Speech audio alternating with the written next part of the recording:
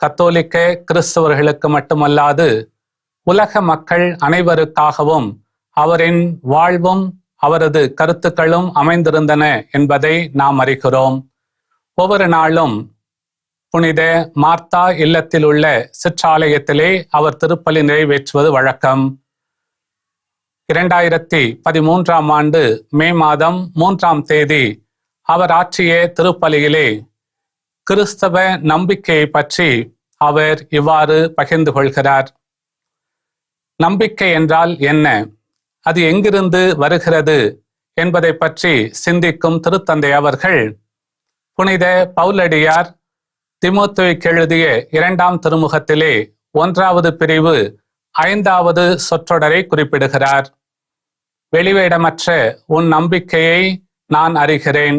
உனது பாட்டியிடமிருந்தும் உனது தாயிடமிருந்தும் நீ அந்த நம்பிக்கையை பெற்றிருக்கிறாய் என்று பவுலடியார் தீமோத்தேயுவுக்கு சொல்வதை குறிப்பிடும் திருத்தந்தை அவர்கள், நாம் அனைவருமே நமது நம்பிக்கையை நமது முன்னோரிடத்திலிருந்து பெற்றிருக்கிறோம். நமது பாட்டி, தாத்தா, அம்மா, அப்பா, உற்றார் உறவினர்கள் இவரிடத்திலிருந்து நாம் இந்த கிறிஸ்தவ நம்பிக்கையை பெற்றிருக்கிறோம். ஆகவே நாம் பெற்றுக்கொண்ட இந்த நம்பிக்கையை நாம் பிறருக்கு